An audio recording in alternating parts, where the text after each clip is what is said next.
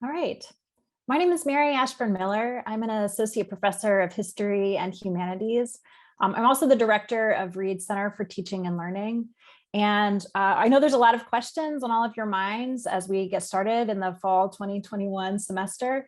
And our job here is to hopefully try and answer some of them. I'm going to be facilitating today's panel, and I'm joined by three of my fabulous colleagues.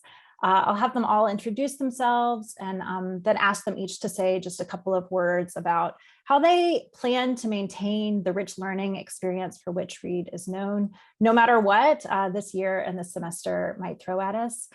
And we'll be thinking a lot about the things that make the Reed classroom and the Reed learning environment a special and inclusive and welcoming place for your students. If you have any questions, please send them to me using the chat function on Zoom, and I'll pull selected questions out of the chat. And we'll aim to wrap up today by about 1:55. If for some reason there's questions that you're not able to, or that we're not able to answer, you're welcome to reach me at the Center for Teaching and Learning, and I'll add that email address to the chat. And then just one last note is that today's session will be recorded so that we can share this information with Reed community members who could not join us today. So with that, I'll ask the panelists to introduce themselves.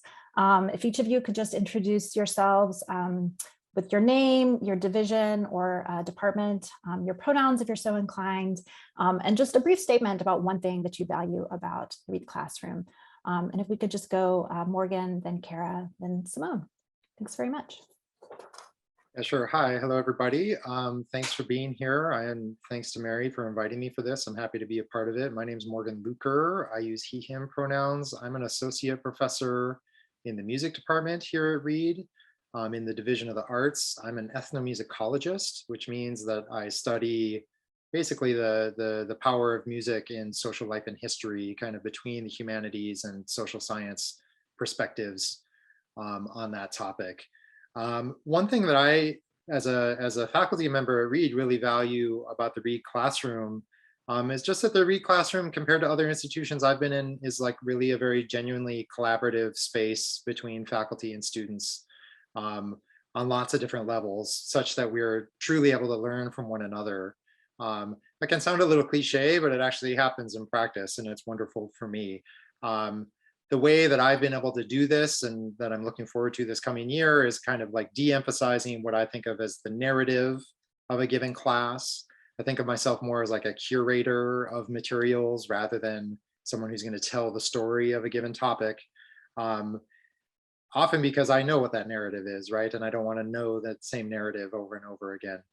So de-emphasizing this notion of narrative teaching and an emphasis on things like research methods, right? And tools for doing analysis and description and things like that in music in particular.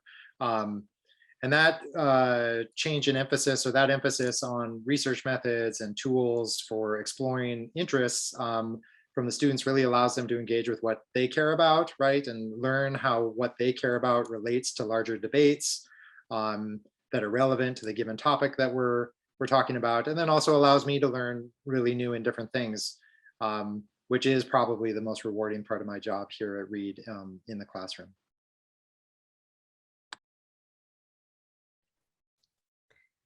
So hi, my name is Kara Cerveny, and I'm an associate professor in biology in the Math and Natural Sciences division. I use she, her pronouns, and in my lab, I study how cells transition from making copies of themselves to turning into the cells that are specialized to help us see. And I do this using zebrafish as a system, primarily for genetics, but also because their embryos are transparent, which means we can do all kinds of cool microscopy on living embryos as well as on fixed embryos. So fish are really amazing. My students in my classes learn a lot about fish, but if you have questions about fish, feel free to ask me later. But I want to talk more about how I marry my research and my teaching. And that's the thing that I really love about Reed. And that is that, like Morgan said, I love to learn. And the thing that I get every semester is new partners for learning. And my students become students that not just there to sort of absorb something from me, but are there to learn with me. And we challenge each other together. So it's, again, very collaborative. I just wanted to say that last year I learned an awful lot about making every moment of class time count. And I became much more comfortable using a timer to make sure we got to certain things and made sure that everyone was heard. We had time for discussion about primary literature and making the data our own. So I think that's what I'm looking forward to most about this year, is having students again in a place where they are really excited to learn. I study cell and developmental biology, which pre-pandemic was very relevant for students because they think about reproduction, they think about congenital diseases. And now, of course, in the time of a pandemic, we're also thinking about how organisms evolve and change, and that's also part of what I teach. Hi, everyone. So nice to see people here together again. My name is Simone Waller, and I am an assistant professor of English and humanities. I study Shakespeare and early modern drama. And if I have to say the one thing that I find most engaging about Reed, it's the students, right? That's been a theme in everything that we've been saying so far today. And in particular, I find teaching here a really dynamic experience because the students come into conference with a sense of excitement and curiosity and a genuine desire to hear from each other.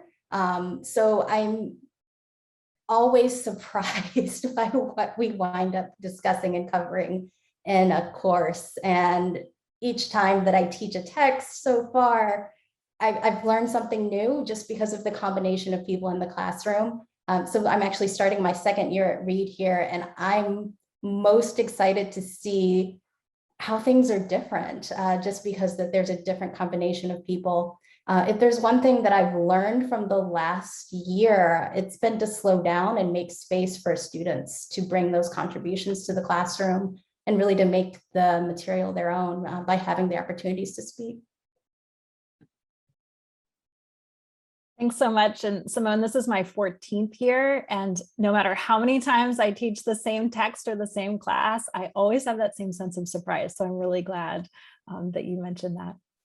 I love hearing these ideas, and I just want to second the collaboration and the creativity that both our students and clearly our faculty bring to the classrooms.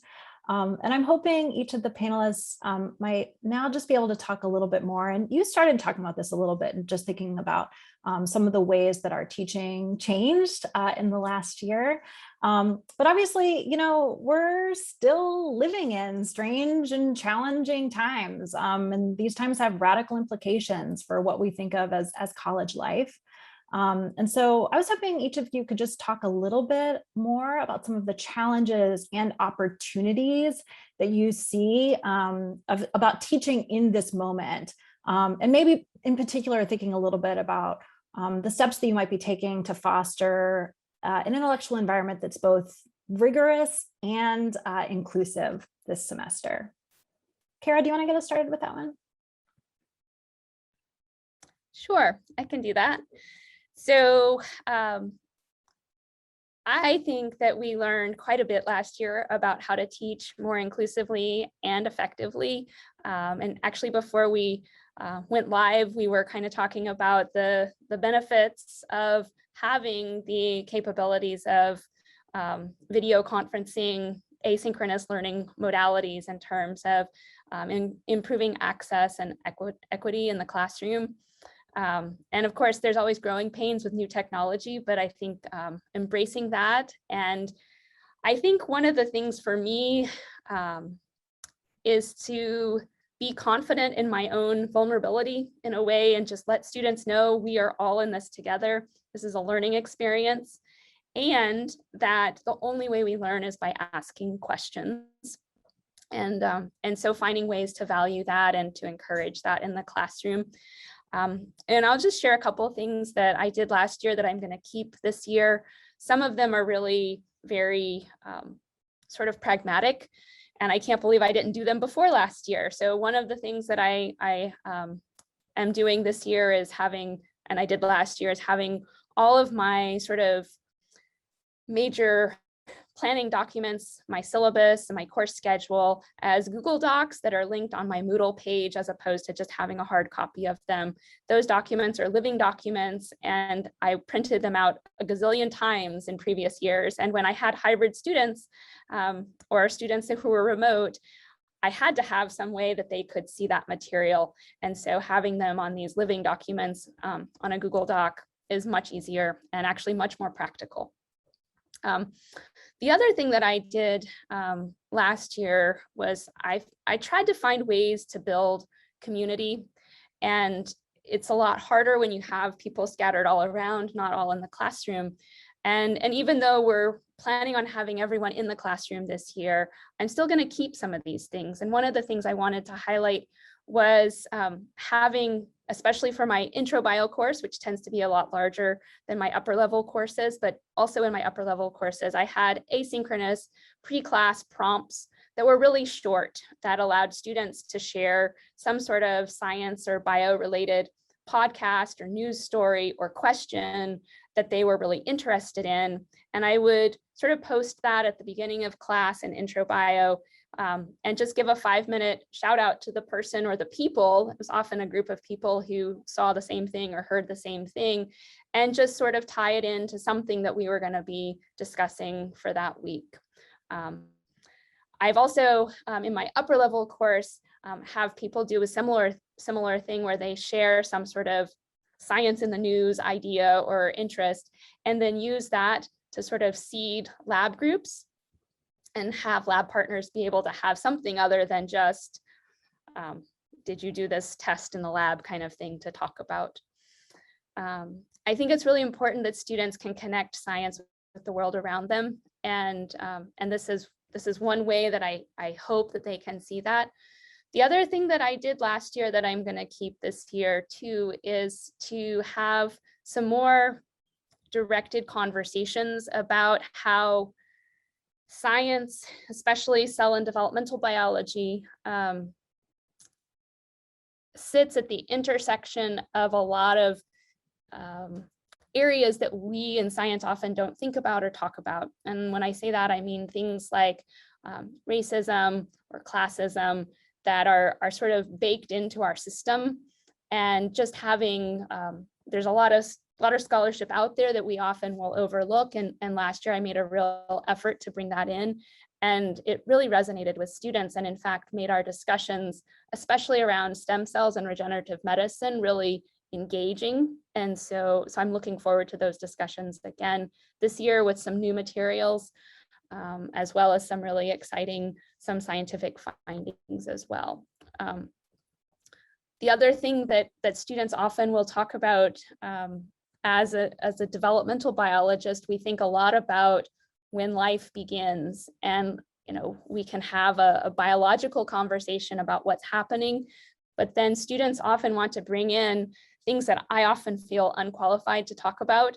But I realized that in society, most of us are unqualified to talk about things outside of our immediate area of expertise. And so we had some really good, both synchronous and asynchronous discussions about those topics. And this is not to say that we aren't emphasizing the science behind all of what we're doing.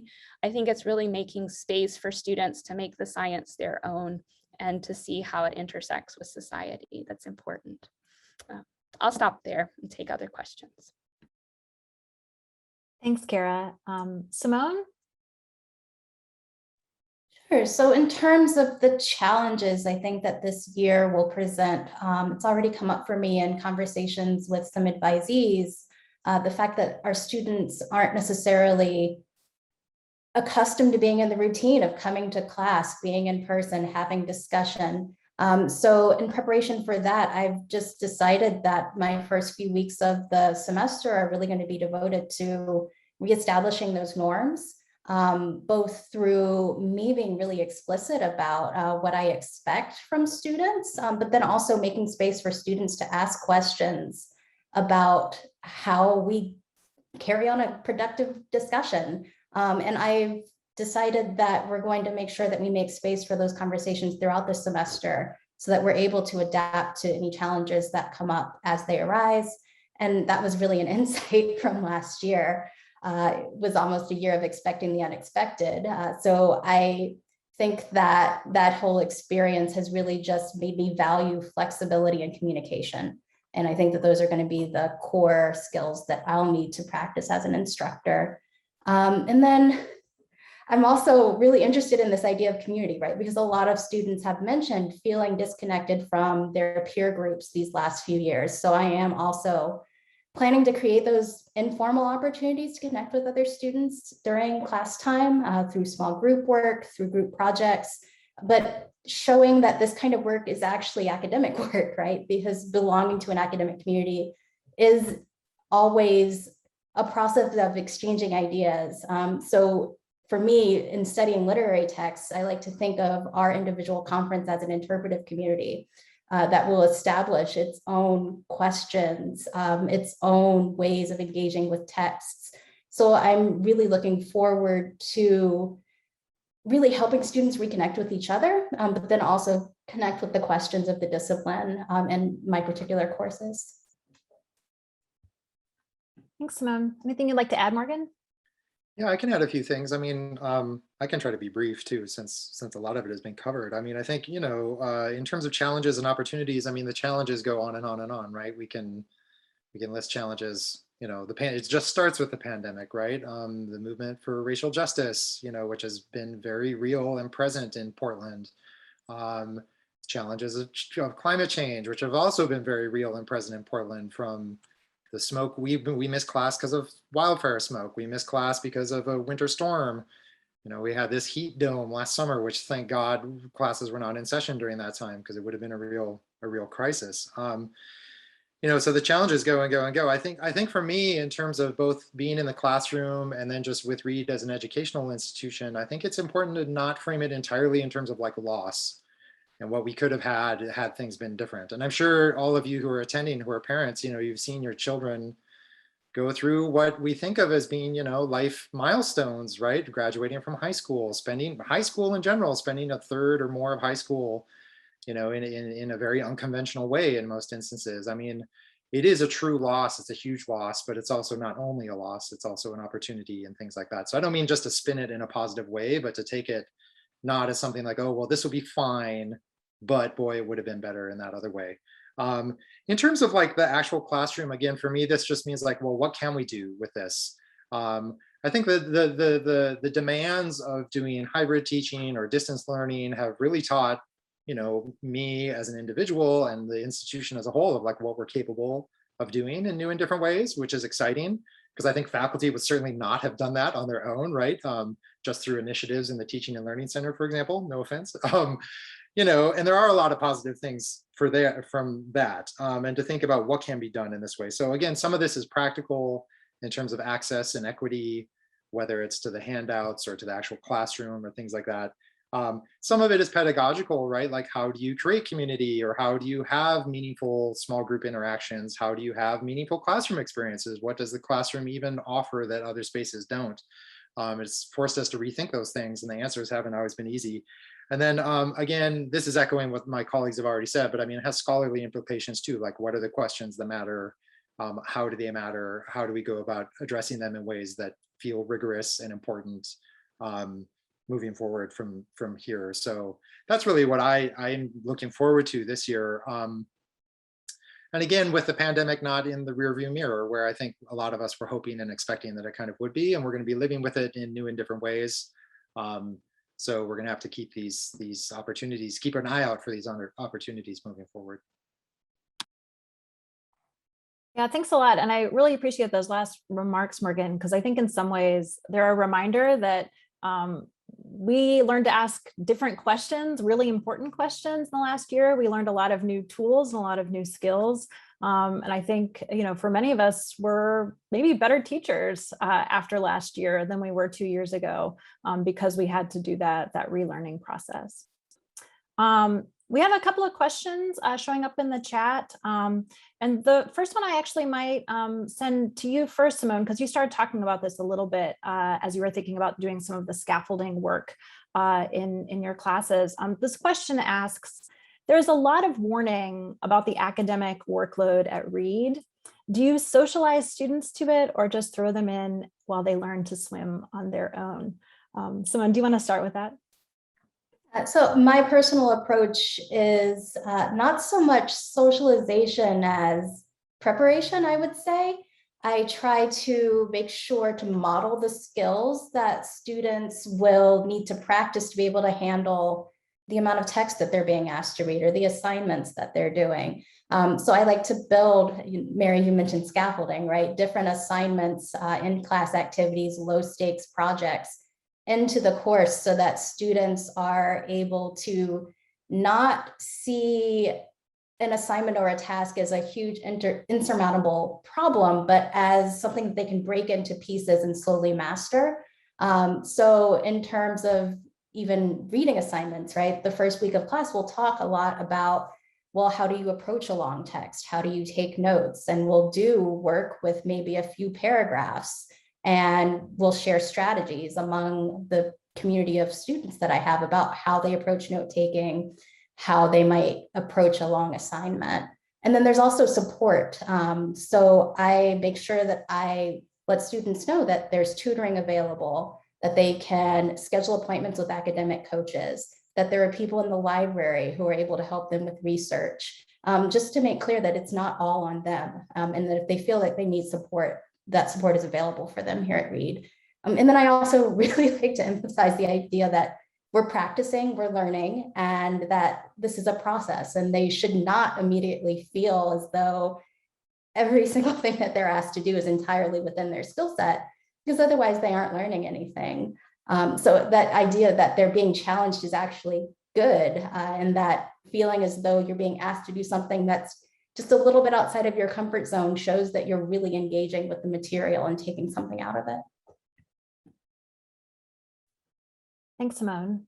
Kara, you also teach a lot of introductory classes. I don't know if you have anything to add here, or even any thoughts about some of the ways that you might teach an introductory class differently than an upper level class that might help support this question. Yeah, I think that's a really good point, Mary. I think in the sciences, we do a lot of the same things that Simone was talking about in the humanities in terms of highlighting resources, modeling in a way failure, sort of like, I don't know, and how we find out the answer. Science is really living on the edge of our knowledge and moving beyond that.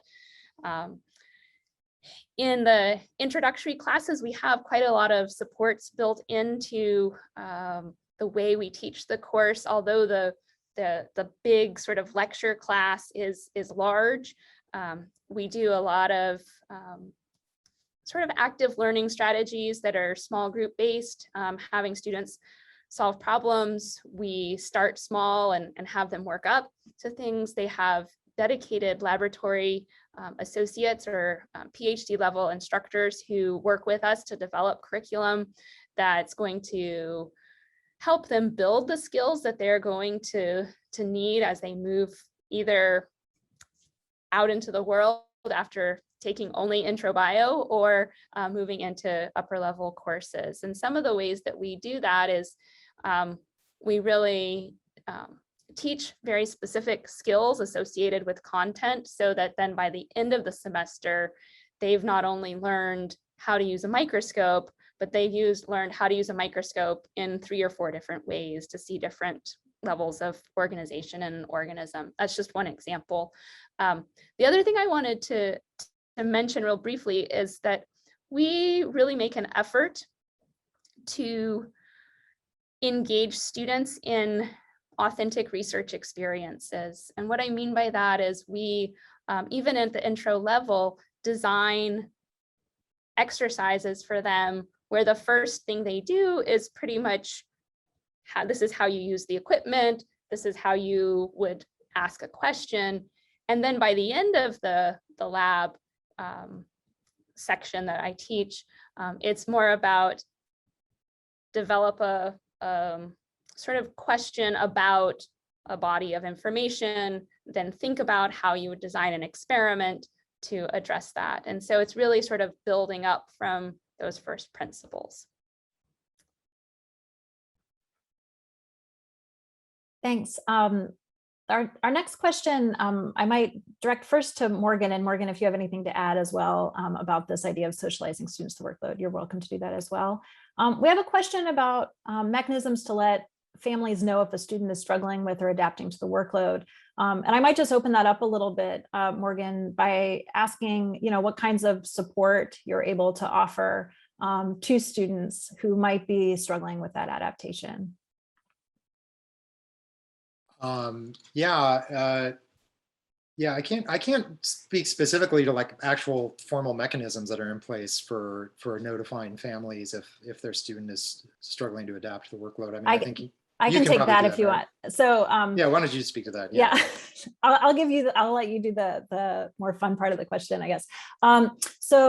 Basically, there's students upon entry let us know how much information families will receive. And many of our students opt for families not to receive information, and we're bound by law to respect the privacy of your children. And so I would say this is a great conversation perhaps to have with your student, just how you two might want to communicate about their academic lives. And I also, something that I've encouraged parents to do sometimes in the past is to frame those conversations, not necessarily around, how are you doing? Is it too hard? But, what are you learning? Really framing those conversations about coursework in a way that's focused on what they are getting and what they are gaining. And maybe also, asking them about their support resources. So, we have excellent tutoring programs. We have a strong writing center. All of our faculty have office hours that students are encouraged to visit. So even, just asking a question like, have you tried the tutoring or have you spoken with your professor are really great ways to chat with a student. So that I think is the official answer. I don't know, Morgan, if there's anything you'd add about, ways to support students who might be struggling a little bit. Yeah, I mean, okay. Thank you for that, Mary.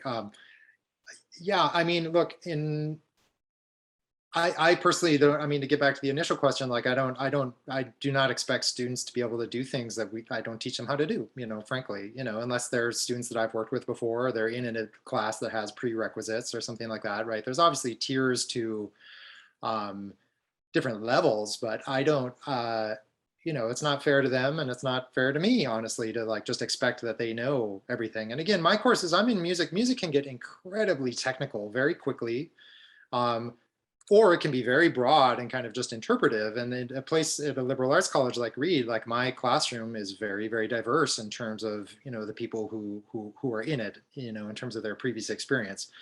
All of which is to say that I feel like really committed to making sure students feel included, right? This is like an equity and inclusion thing, both in terms of teaching research methods and teaching them how to read things and teaching them what is a citation and teaching them how to search for things in the library. It goes on and on and on. And luckily, as my colleagues spoke to, we have a lot of resources available for students and for faculty to help students with those kinds of things, especially with the library and the Center for Teaching and Learning and those types of spaces.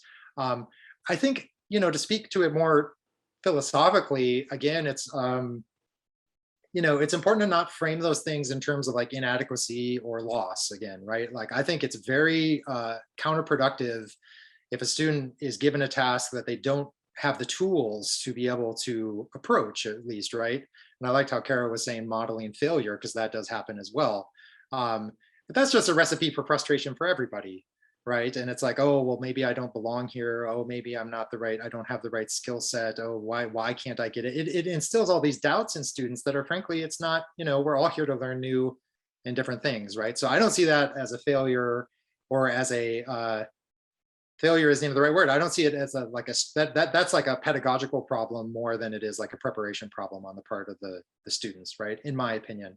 And then after that, yeah, I mean, we're here. I think one of the pleasures of being at a liberal arts college and, hopefully for the students, that's why they're here too, and why your students chose to come here, is just to be able to work with faculty really directly.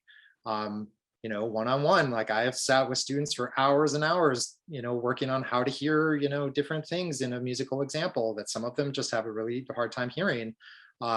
Reading through materials with them, working on their own projects, etc. And that's like a huge part of my job, of our job as faculty here. And it's one of the fun parts of our job that we enjoy, right? Whereas I think in a different type of institution, right, working directly with faculty like that as undergraduates would not necessarily be happening in the same way.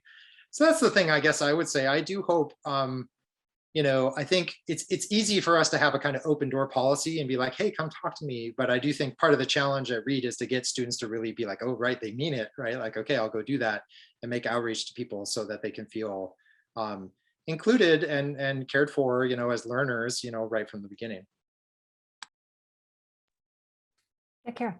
One of the things that I forgot to say that I do in my upper level class, and I'm thinking about doing it in my intro bio course this year, is that I actually ask students at the beginning of the semester if they would like to have an assigned study buddy, because developmental biology is something that's super integrative, and often students will come in with some knowledge in one or two disciplines, but not something else that they really need. And but it's really awkward to ask somebody to study with you if you don't really know them.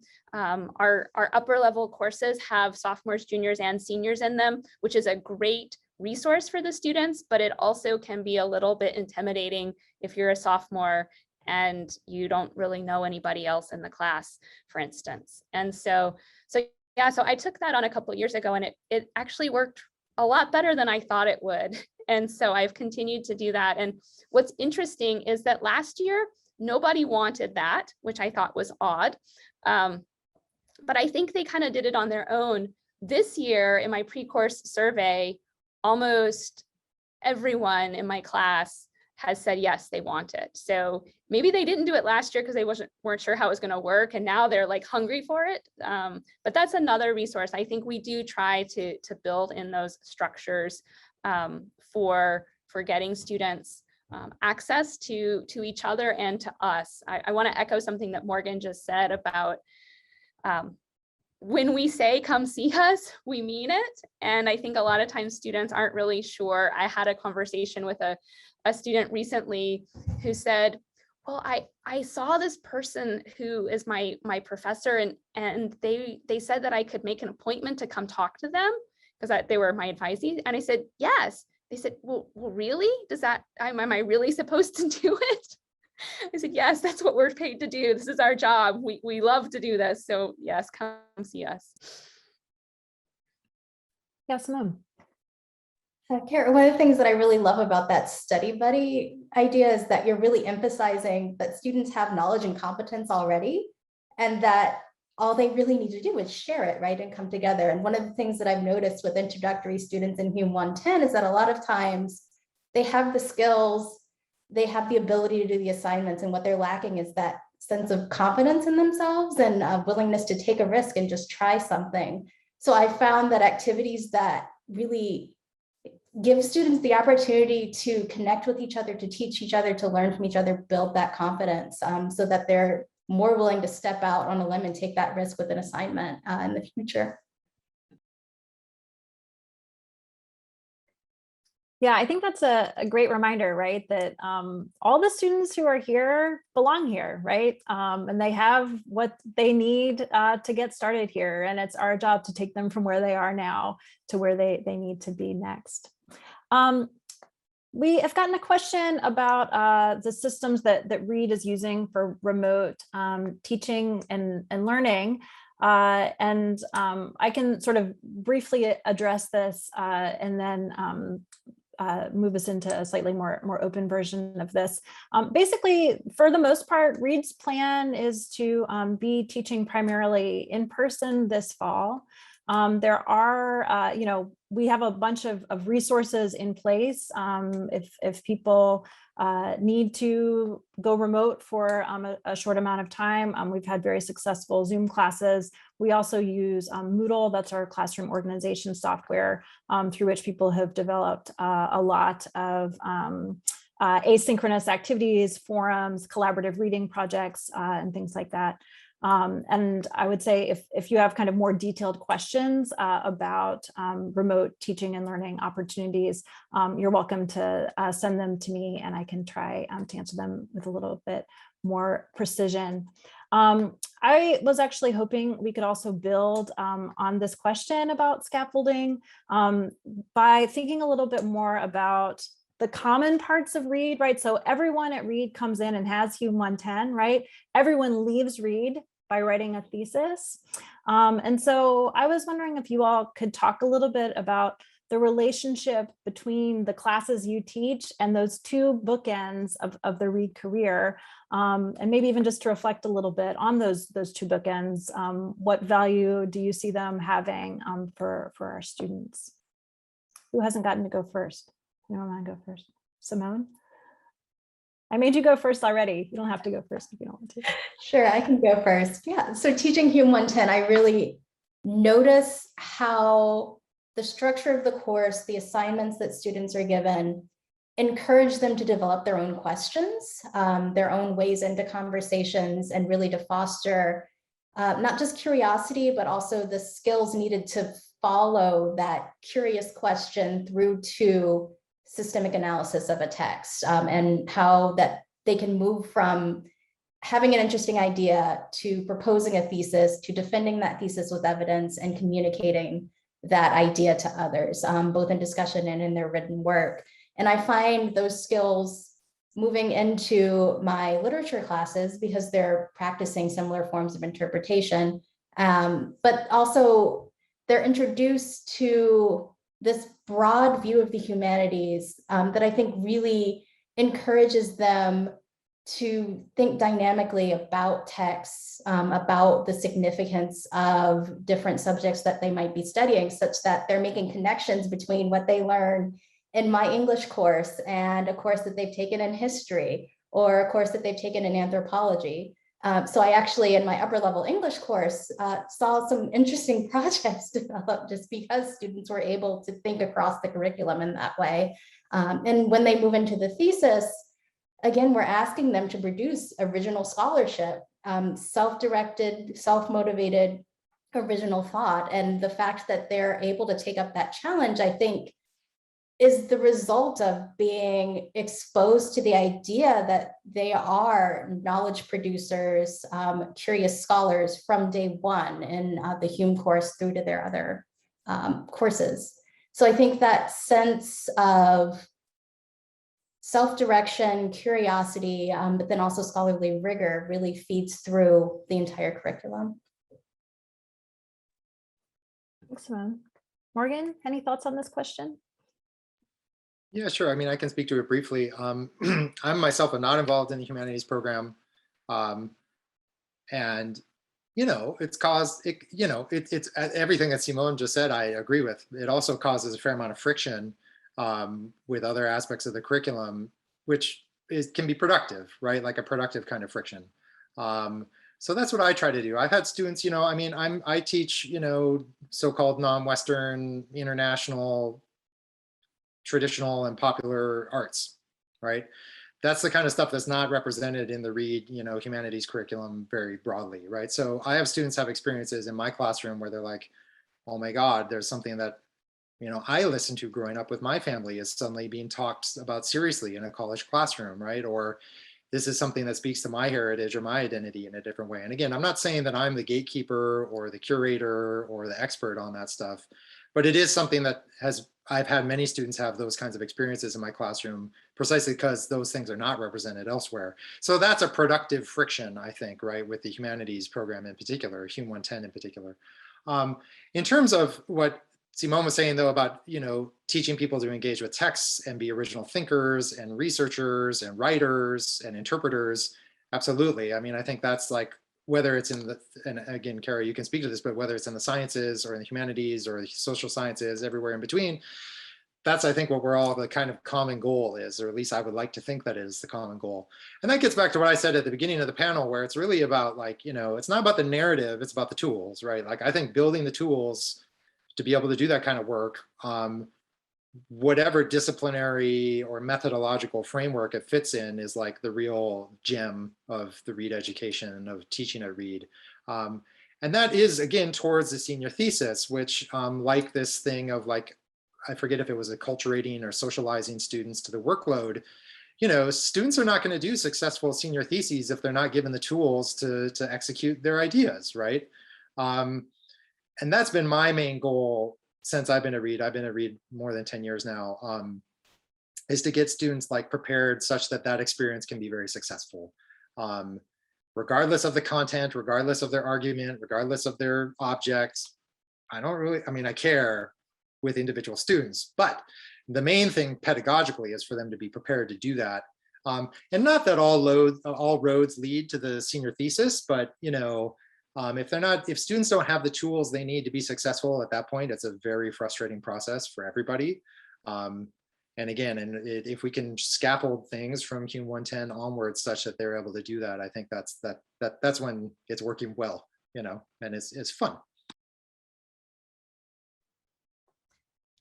I don't have a lot to add, but I do want to kind of highlight and build on what Simone and Morgan were talking about, and this idea of creating space and structure that encourage and enable students to learn to be the most effective learners and thinkers that they can be. So whether that be in the humanities, reading close texts, writing really cogent arguments that are supported by evidence from the text, or if that's in the sciences where they're learning how to ask, to read the literature, to interrogate the literature, to ask what do we already know, what don't we know, what is a way that we can push the boundaries of our knowledge further. And I see that happening throughout the curriculum. I always tell my students in my upper level course, especially, is that the first thing we do is we define our terms, we know our vocabulary, but then we think about the tools that our discipline uses, we learn those tools, think about what tools we can borrow from other disciplines, and then we push forward. And that's really what it is. And we hold ourselves to a really high ethical standard in the classroom and in the laboratory in terms of what is considered ethical experimentation, ethical data analysis, ethical presentation of data, so that when they see something in a paper that maybe wasn't analyzed really the best way, they not only recognize that, but can then figure out, well, what should they have done? And do I still believe this claim or not? And I think I see that also in thesis, right? Where some students will come in with an idea and really want to pursue it. Other students don't really necessarily have a specific idea, but once they talk to us about our own research projects, then they find a space where they can ask questions and address them. So I love the fact that Reed has these bookends. I think whenever I talk to my colleagues at other places and they're like, oh, mandatory thesis, how awful. And I actually love it, you know, because students are engaged in this sort of collaborative process across the campus, no matter if you're a music major, an English major, biology major, or math major, or anything in between. Every senior is working on their thesis and they have something in common with each other because of that.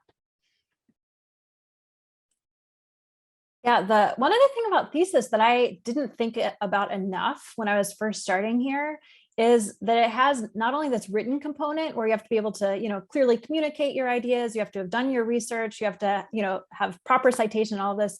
There's also an orals board, right? So at the end of their time here, our students have to be able to verbally, right, defend their ideas, and they have to do so to an audience of both specialists and non-specialists. And I think once I recognized that really changed some of the ways that I was teaching, so that I'm always trying to get them to think both, you know, how are you going to explain this to somebody who already knows a lot, and how are you going to explain this to somebody who's maybe never heard of like the key terms that you're exploring here.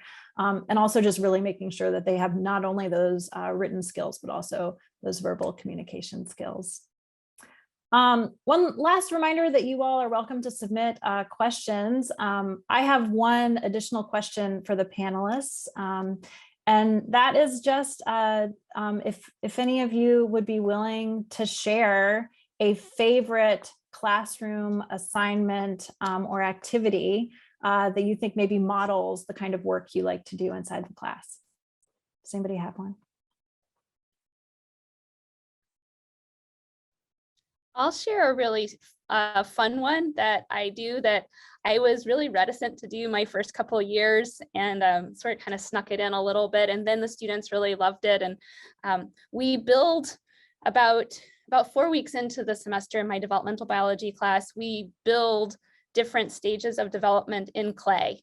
So we get modeling clay, and I have some examples. I have some instructions about, what's the endoderm, the mesoderm, the ectoderm, what's going to be the nervous system, all that kind of stuff, and walk them through how to build some very simple organization and things, and then turn them loose, and they build their own version of embryo. And then the most fun thing, though, of course, an embryo is typically either a sheet or kind of a ball, and you can't actually see inside of it. And so they have to know how all the pieces fit together. And so then the moment of truth happens when everyone cuts their embryos, and then we can see on the inside, does it look like you thought it was going to look? And it seems really simple, and I always kind of worry, oh, this is something that I would do with my 6-year-old daughter. But in fact, I think that's kind of the to actually see how everything works together for them is really fun. And it's always as some of my students like to say, a crowd pleaser. So I know that may not sound so rigorous, but it actually is, because they have to put a lot of information together and think about how something looks in multiple dimensions. Yeah, and it's a lot of fun. And it's always fun to hear them say, oh, I worked, or, oh man, this isn't what I thought. I love that example. Yeah, Simone. Yeah, I really like those kinds of assignments because they emphasize that some of the biggest insights or the most interesting ideas start with those small building blocks and understanding one part of a concept and just putting it all together. The assignment that I was going to talk about is similar in that it starts with students noticing one image or one word in a text individually, and then building a collaborative reading based on seeing patterns in what they've each noticed, working through an online version of a text together. So it starts with that, oh, here's this small thing that I can offer, but then through this collaborative reading process, we realize, oh, that one small thing has built to this really sophisticated thesis. One thing I could say, this is just more like an in-class exercise. I mean, again, I could go on and on about like research methods and stuff. That's probably boring.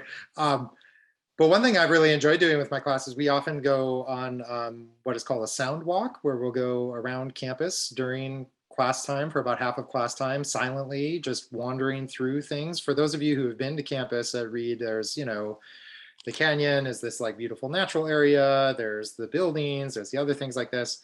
And it's a particular exercise that has a history in, acoustic ecology and all these kinds of things, to kind of like know your world through sound, which is something that people often don't pay much attention to unless you're crossing a busy road or things like this, in which things, it really matters. And then we'll wander through all aspects of campus and then come back to the classroom and try to do a kind of exhaustive list of the things that we heard. And I'll make the students go around the room and come up with something and put it on the board that nobody else has said, and get to like hundreds of things sometimes, depending on how much time we have. And it can be really challenging, but shows how much detail and how much richness there are in this. It also gets to a sense of where students can learn from one another. Like I had a great experience with this once where, pretty high on the list is where people say birds. Oh, I heard some birds. Well, I had a student who's like, birds? You didn't hear birds. You heard this kind of bird and this kind of bird and this kind of bird. And, so this was like a birder who recognized about a dozen different kinds of birds just by their song. And then there's always the big reveal, which is like, okay, what do you think is the most prominent sound on campus, right? And people want to say, oh, the canyon, or oh, things like this. And in fact, it's the HVAC systems on the buildings are incredibly loud. no louder than they are in any other campus or any other place, but it's something that you tune out and don't notice, where they're in fact like the most prominent sound mark on campus. So that's one exercise that I like to do, and it's always fun, especially in the rain. That's awesome. Thanks for answering that. And every time, I love talking to people about their teaching, and I always just want to be in everybody's classroom. So all of those are really amazing. We have one last really quick question. It's about whether or not Reed offers training on time management. And I'll just answer this one real quickly. I think some advisors will actually take this up as a point of conversation with their advisees. But we also, through our Office of Academic Support, there are academic coaches actually available to students who are willing to work with them on time management. And they'll also, through the dojo, the Dorothy Johansson House, which is where a lot of our academic support is housed, will hold periodic workshops. So I'd say if that's something that your student is sort of struggling with, sending them to talk with their advisor and find out more about those workshops would be my advice. We are just about out of time. I don't know if any of my panelists have anything else you'd like to add about the teaching and learning experience at Reed. I'll just say one more quick thing about the time management thing too. This is also another opportunity in which if students come and talk to their instructors, right, it can be really helpful. This is both, well, how to say it, the kind of non-visibility of grades at Reed is both a blessing and a curse in a lot of ways.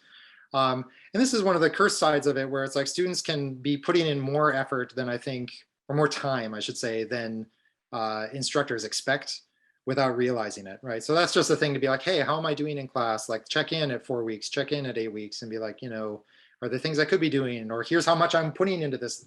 For instance, I used to assign a paper that was, I still do assign it, but I call them listening journals, where a student just in 2 pages has to describe what they hear in a given listening example. Well, doesn't sound like very much. Some students put in hours and hours and hours into that assignment because they had a hard time describing what they hear. Right. And that's not what I was looking for in that. So it allowed me to tweak it and change it in different ways. So it's a two-way street for that. And so that's one thing, aside from the formal resources that Mary was just talking about.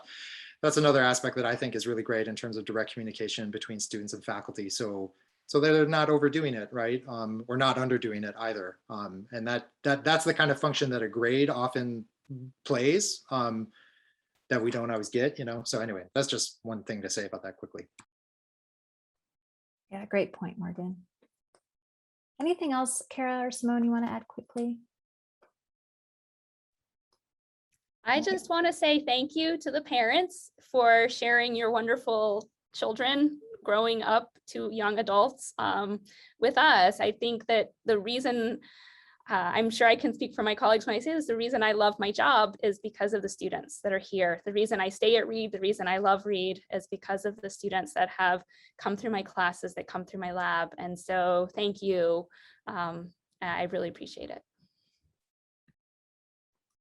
And I'll say thank you to my fabulous colleagues who continue to make teaching new and exciting, both for our students and for the rest of us. We learn a lot from each other from these conversations about teaching. All of you out there who might have additional questions, you're welcome to reach out to me if you have questions about the teaching and learning experience. I can be reached at reedctl@reed.edu. And I wish you and your new Reedies a really wonderful rest of orientation week and a fabulous start to their Reed careers. So thanks a lot, Morgan, Kara, and Simone. Take care.